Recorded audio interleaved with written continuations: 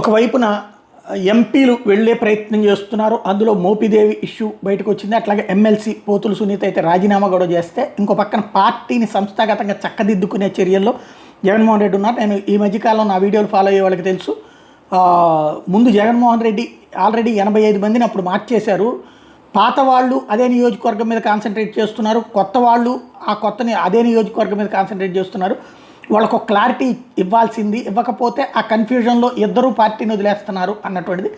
ఇప్పుడు అది సరిచేసే ప్రక్రియ ప్రారంభించినట్టున్నారు. తాజాగా చూస్తే జోగి రమేష్ వాస్తవంగా పెడ నుంచి గతంలో 2 సార్లు ఎమ్మెల్యే గెలిచింది. జోగి రమేష్కి కావాల్సింది, ఇష్టపడింది మైలవరం నియోజకవర్గం. అయితే మొన్నటిసారి మైలవరం నియోజకవర్గంలో కాకుండా వసంత కృష్ణప్రసాద్కి ఇచ్చారు. వసంత కృష్ణప్రసాద్ ఇప్పుడు పార్టీ మారేడిపోయిన నేపథ్యంలో అక్కడ లోకల్గా ఉన్నటువంటి బీసీ సామాజిక వర్గానికి సంబంధించినటువంటి ఒక నాయకుడికి ఇచ్చారు. ఇప్పుడు ఆయన వల్ల కాదని గ్రహించిన తర్వాత జోగి రమేష్కి మైలవరం అప్పచెప్పారు. పెనమలూరు ఏదైతే ఈయన్ని జోగి రమేష్ని మొన్నటిసారి లోకల్గా ఉన్నటువంటి మాజీ మంత్రి ఇప్పుడు ప్రస్తుత మంత్రి పార్థసారథిని తీసుకెళ్ళి నీకు ఎమ్మెల్సీ ఇస్తానంటే ఆయన ఆగ్రహించి నూజివీడికి తెలుగుదేశంలో చేరారు. నూజివీడికి వెళ్ళి ఇప్పుడు మంత్రి కూడా అయ్యారు. ఇప్పుడు ఆ పెనమలూరు అసెంబ్లీ నియోజకవర్గ సమన్వయకర్తగా దేవభక్తుని చక్రవర్తిని నియమించారు.